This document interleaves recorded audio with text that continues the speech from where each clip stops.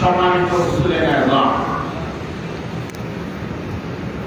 আল্লাহ রাব্বুল আলামিন আমাদেরকে সৃষ্টি করেছেন তার ইবাদতের জন্য, তার দাসত্বের জন্য এবং তার হুকুম পালনের জন্য।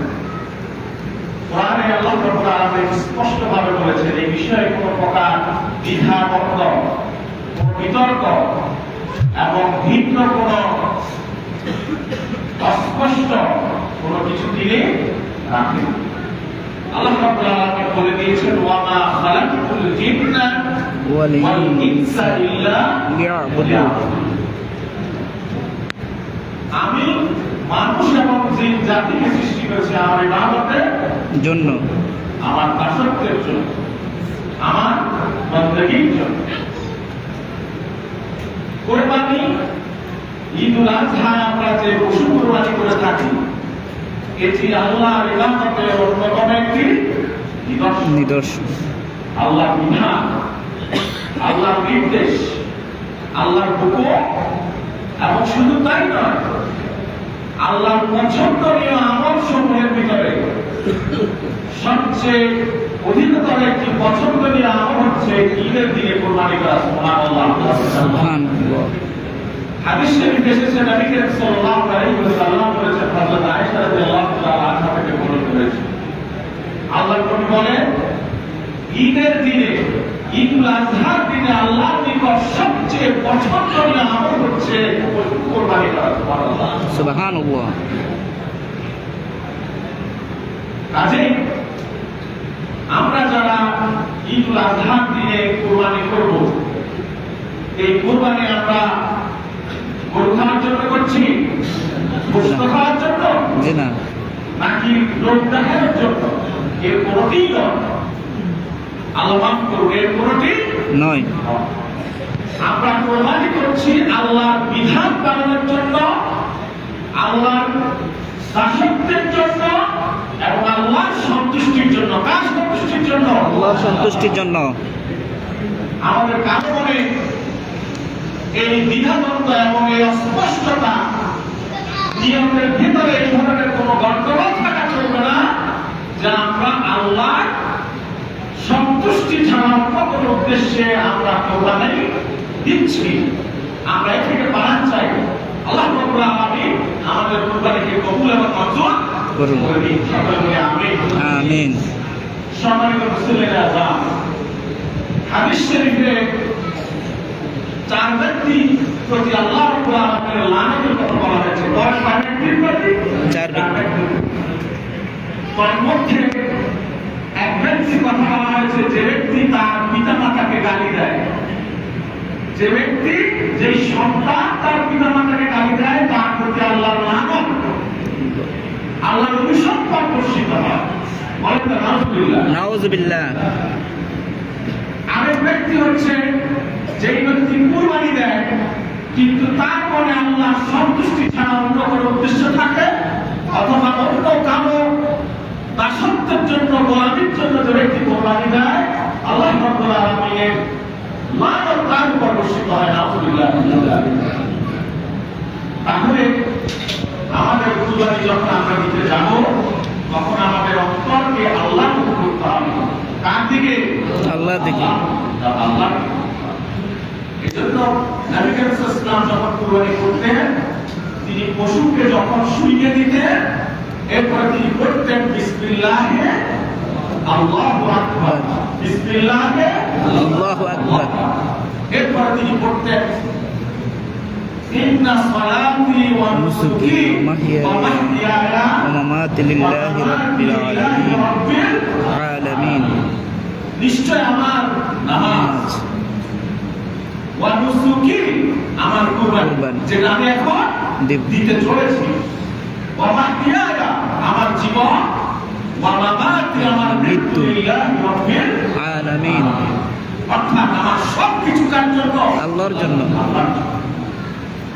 এরপর তিনি বলতেন ইন্নী ওয়াজ্জাহতু ওয়াজহিয়া লিল্লাযী ফাতারাস সামাওয়াতি ওয়াল আরদ হানিফান ওয়া মা আনা মিনাল মুশরিকিন। অর্থাৎ আমি যে কুরবানি দিচ্ছি, এটি আমি মুসলমান হিসেবে দিচ্ছি, মুসলিম হিসেবে নয়। সম্মানিত মুসলিমেরা ইসলাম, তাহলে কুরবানির ক্ষেত্রে আমাদের প্রথম মনে রাখতে হবে, আমাদের নিয়ত বিশুদ্ধ হতে হবে। কি হতে হবে? নিয়ত বিশুদ্ধ। হৃদয়কে শুধুমাত্র আল্লাহ সন্তুষ্টির জন্য আবদ্ধ করতে হবে। এবং এটি কোরআনে আল্লাহ তাআলা স্পষ্টভাবে বলেছেন, আল্লাহ বলছেন লা ইয়ানালুল্লাহা লুহুমুহা ওয়ালা দিমাউহা ওয়ালাকিন ইয়ানালুহু তাকওয়া মিনকুম। আল্লাহ বলছেন যে তোমরা অনেকে ভাবো যে কুরবানির পশুর গোশত আল্লাহর কাছে যায়।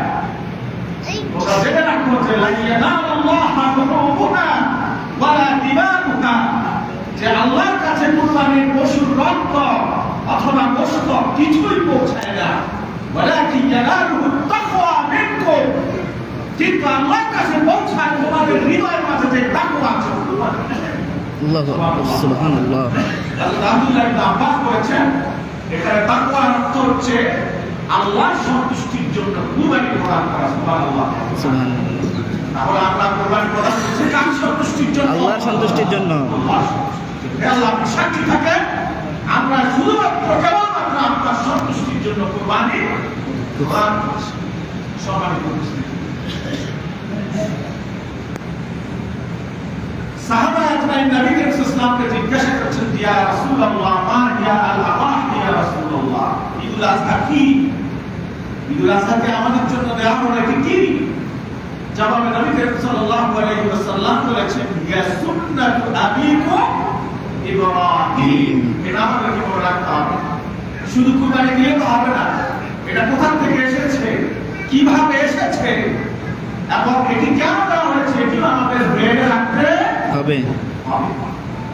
কুরবানি হচ্ছে আমাদের মুসলিম জাতির পিতা, মুসলিম মিল্লাতের পিতা হযরত ইব্রাহিম আলাইহিস সালাতু ওয়াস সালামের কি সুন্নাত। সুন্নাত। কার সুন্নাত? ইব্রাহিম আলাইহিস সালাতু ওয়াস সালাম। হুজুর একটু আগে আলোচনা করেছেন যে কিভাবে তিনি তার সন্তানকে আল্লাহর নির্দেশে কুরবানি করেছেন এবং সেখানে আল্লাহ রাব্বুল আলামিন তার যে পরীক্ষা নিয়েছেন, পৃথিবীর ইতিহাসে বিরলতম আশ্চর্যজনক এক পরীক্ষা হযরত ইব্রাহিম আলাইহিস সালামের কাছ থেকে আল্লাহ রাব্বুল আলামিন গ্রহণ করেছেন এবং তিনি তার এই পরীক্ষায় উত্তীর্ণ হওয়াকে গোটা বিশ্ববাসীর সামনে এক উজ্জ্বল দৃষ্টান্ত হিসেবে স্থাপন করেছেন এবং কিয়ামত পর্যন্ত তার এই কুরবানির ইতিহাসকে মানব জাতির সামনে চিরস্মরণীয় করে দেওয়ার জন্য তিনি আমাদের উপর কুরবানি করাকে কি করেছেন? ওয়াজিব করে দিয়েছেন। আমরা যখন কুরবানি করতে যাব, আমরা হযরত ইব্রাহিম আলাইহিস সালামের কথা বেশি বেশি স্মরণ করব। এরপরে কথা হচ্ছে আমাদের মুসলিম জাতির জন্য যে কুরবানি আল্লাহ রাব্বুল আলামিন দিয়েছেন, এটা কোনো বলি নয়। এটা কি নয়? বলি না। হিন্দু ধর্মাবলম্বীরা, বৌদ্ধ ধর্মাবলম্বীরা তাদের দেব দেবীকে খুশি করার জন্য কি করে? পশু জবাই করে। তারা তাদের দেব দেবীর সামনে গিয়ে কুরবানির পশুকে এক কোপে দ্বিখণ্ডিত করে তার রক্ত কি করে? দেব দেবীর গায়ে কি করে? লেপটে দেয়। আমাদের কুরবানি কি সেরকম? জি না। আমরা কি দেব দেবীর জন্য কুরবানি করি? জি না। আমরা কুরবানি করি কিসের জন্য? আল্লাহর সন্তুষ্টির জন্য। আমাদের কুরবানি হচ্ছে আল্লাহর নির্দেশ, আল্লাহকে খুশি করার জন্য এবং আল্লাহর সন্তুষ্টির জন্য। আর তাদের কুরবানি হচ্ছে তাদের দেব দেবীকে সন্তুষ্ট করার জন্য এবং তারা মনে করে এই বলির পাখা অথবা এই কুরবানি বা তাদের বলি, এটা দেব দেবী সেখান থেকে রক্ত এবং গোশত কি করে? ভক্ষণ করে। নাউযুবিল্লাহ। নাউযুবিল্লাহ। আমাদেরকে কুরবানি করতে হবে সম্পূর্ণরূপে আল্লাহর সন্তুষ্টির জন্য এবং মনে রাখতে হবে এর থেকে কুরবানির গোশত খাওয়া, কুরবানির গোশত গ্রহণ, এ থেকে আমাদের মহান স্রষ্টা আল্লাহ রাব্বুল আলামিন সম্পূর্ণরূপে পূর্ণ এবং পবিত্র। সম্মানিত উপস্থিতি, তৃতীয় কথা হচ্ছে আমরা যে কুরবানি করতে যাব সেখানে কুরবানির কিছু সুনির্দিষ্ট পদ্ধতি আছে, কিছু বিধান আছে, কিছু নিয়ম আছে, সেগুলো আমাদেরকে পুঙ্খানুপুঙ্খরূপে পালন করতে হবে। ওলামায়ে কেরাম বলেছেন কুরবানির ভিতরে তাকওয়া হচ্ছে কুরবানির পশু ক্রয় করা থেকে আরম্ভ করে কুরবানির রক্ত প্রবাহিত করা, গোশত বন্টন করা এবং এর পরবর্তীতে বর্জ্যগুলো মাটিতে পুঁতে ফেলা এবং এরপরে আল্লাহ রাব্বুল আলামিনের দোয়া করা পর্যন্ত কুরবানির মধ্যে তাকওয়া নিহিত আছে। কি নিহিত আছে? তাকওয়া। তাকওয়া নিহিত আছে। পুরো ব্যবস্থার ভিতরে একজন মুসলমানের জন্য তাকওয়ার পুরো সমস্ত বৈশিষ্ট্যগুলো আল্লাহ রাব্বুল আলামিন দিয়েছেন। সেগুলো কি? প্রথম কথা হচ্ছে আমরা যখন কুরবানি করতে যাব আমরা পশুকে কষ্ট দিব না। পশুকে কষ্ট দিব জি না। পশুকে কষ্ট দিব না। তাকে এমন ভাবে শোয়াবো না যাতে পশুর উপর জুলুম হয়ে যায়। আমরা সকলে সম্মিলিতভাবে সুন্দরভাবে ধরে পশুটিকে শুইয়ে দিব। এরপর আমরা ধারালো অস্ত্র দিয়ে, ছুরি দিয়ে অথবা বটি দিয়ে আমরা পশু কুরবানি করব। কোন ভোটা অস্ত্র দিয়ে অথবা এমন ভাবে আমরা নির্দয়ভাবে পশুকে কুরবানি করবো না, তার গলায় ছুরি দিব না যাতে সে কষ্ট পায়। কথা বুঝতে পেরেছেন কিনা? জি। এবং কুরবানির পশু পাগুলো সুন্দরভাবে আগে বেঁধে নিতে হবে। এটি হচ্ছে কুরবানির তাকওয়া, এটি হচ্ছে কুরবানির সুন্নাত, এটি হচ্ছে কুরবানির আমল। এরপরে আমরা যে সকল শরীকের অংশগ্রহণ করেছি, গরুতে আমরা কয়জন কুরবানি দিতে পারবো? 7 জন। 7 জন। সর্বোচ্চ কয়জন? 7 জন। 7 জনের কুরবানি দিতে হবে। 7টি অংশে আমরা কুরবানি দিতে পারবো। আমরা যারা কুরবানি দিব প্রত্যেকের নিয়ত সহি রাখতে হবে। কারণ ওই নিয়তে যদি গন্ডগোল থাকে এর দ্বারা অন্যান্য শরীরটাও ক্ষতিগ্রস্ত হয়ে যাবে। ফলে আমাদেরকে এই বিষয়ে সতর্ক থাকতে হবে। এবং আমরা যখন পশু কুরবানির গোশত ভাগ করতে যাব তখন এমন কোনো কাজ করবো না যাতে সেখানে বেইনসাফ হয়। কেউ কলিজার ভাগ, কেউ রানের ভাগ, কেউ একটা স্পেশাল অংশ মাথার গোশত নিয়ে আমরা যেন মনোমালিন্য না। এক্ষেত্রে বুদ্ধিমানের কাজ হচ্ছে পুরো কুরবানির গরুটিকে সম্পূর্ণরূপে গোশত কেটে কুটে সবগুলোকে একসাথ করে ফেলা এবং সেগুলো মিক্সিং করা যাতে কারো মনে এই দ্বিধাদ্বন্দ্ব না থাকে যে অমুকের ভাগে কলিজা চলে গেছে, অমুকের ভাগে ওই অংশ চলে গেছে, এটা যেন না হয়। এই জন্য আপনারা চেষ্টা করবেন পুরো কুরবানির গোশত মিক্সিং করে পরে পাটখানা দিয়ে অথবা এখন তো পাওয়া যায় ডিজিটাল স্কেল মেশিন পাওয়া যায়, সেটা দিয়ে যদি আপনারা সুন্দরভাবে একদম পুঙ্খানুপুঙ্খভাবে মেপে প্রত্যেককে বুঝিয়ে দেন তাহলে এটাই হবে আমাদের জন্য তাকওয়া। এটা কি হবে? তাকওয়া। এটা হচ্ছে তাকওয়া, যে আমরা সমবন্টন করলাম, সুষ্ঠু বন্টন করলাম, এর মাধ্যমে ইনসাফ প্রতিষ্ঠিত হয়ে যাবে। সুবহানাল্লাহ। সুবহানাল্লাহ। আল্লাহ আমাদেরকে তৌফিক দেন। আমিন। আল্লাহ আমাদেরকে তৌফিক দেন। আমিন। কুরবানির কোনো অংশ বিক্রি করা না যায়। কুরবানির পশুর চামড়া অথবা কোন অংশ বিক্রি করে সেখান থেকে পয়সা গ্রহণ করা নিজে এটা না যায়, যেটা করা যাবে না। কুরবানির পশুর চামড়া বিক্রি করলে সেই টাকা দান করে দিতে হবে। আমাদের এখানে হাফেজিয়া মাদ্রাসা আছে। আপনারা হাফেজিয়া মাদ্রাসায় প্রত্যেকবার মতো যেভাবে কুরবানির চামড়া দান করে সেভাবে এবার ইনশাআল্লাহ আপনারা কুরবানির চামড়া দান করে দিবেন। কিন্তু কেউ কুরবানির চামড়া বিক্রি করে পয়সা নিতে পারবেন না, তাহলে কুরবানি হবে না। তাহলে কুরবানি হবে না। তবে মাসআলা হচ্ছে কেউ যদি খেতে চায় চামড়া সেটা শরীরটা খেতে পারবে। কথা বুঝতে পেরেছেন কিনা? বিক্রি করা যাবে না। এরপরে চতুর্থ বিষয় হলো আমরা কুরবানি করার সময় যে বর্জ্যগুলো হয় এগুলো দুর্গন্ধ ছড়ায়। কি ছড়ায়? দুর্গন্ধ ছড়ায়। রক্ত এবং পেটি এবং অন্যান্য চর্বিগুলো যখন পড়ে থাকে সেখান থেকে পরিবেশ দূষিত হয়।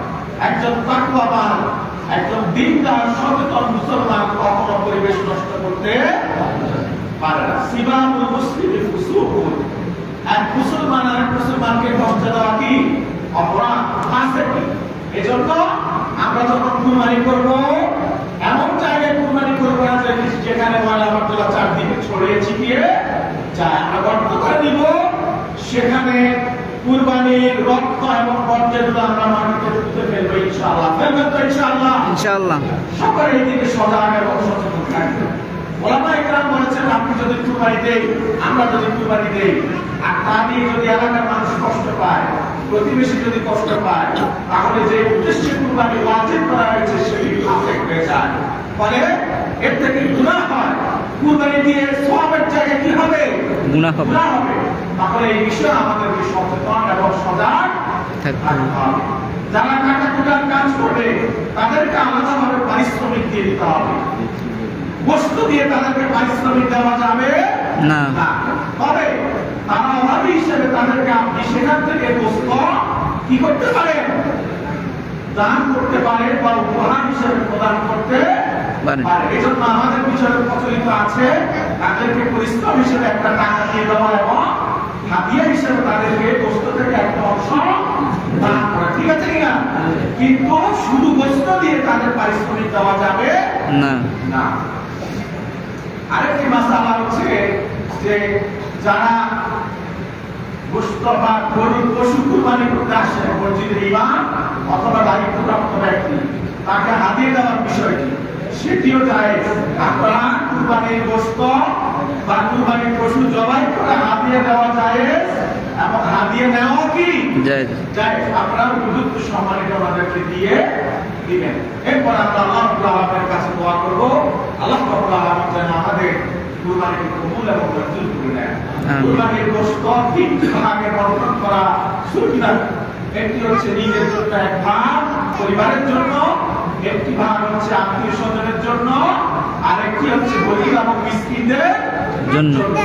আমরা খোঁজ নিবেন, আমরা খোঁজ নিব আমাদের আত্মীয় স্বজন বা প্রতিবেশী এবং মিসকিনদের মধ্যে যারা অভাবী আছে তাদেরকে আমরা আমাদের কুরবানির গোশত থেকে শেয়ার করব, তাদের জন্য হাদিয়া তাদেরকে কুরবানির গোশত থেকে তাদেরকে আমরা তাদের জন্য দান করব এবং তাদের জন্য আমরা উপহার পাঠাবো। আল্লাহ রাব্বুল আলামিন আমাদেরকে তৌফিক দিন।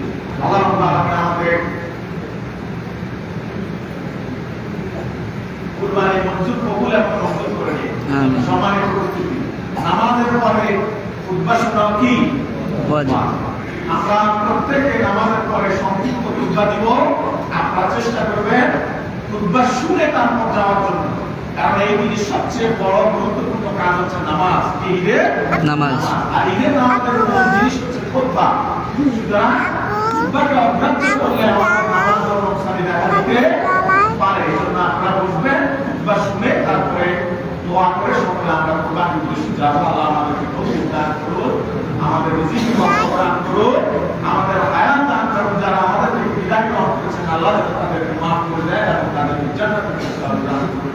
আমিন। أقول قولي هذا أستغفر الله لنا ولكم ولسائر المسلمين فاستغفروه إنه هو الغفور الرحيم وإنه هو التواب الرحيم. السلام عليكم ورحمة الله وبركاته.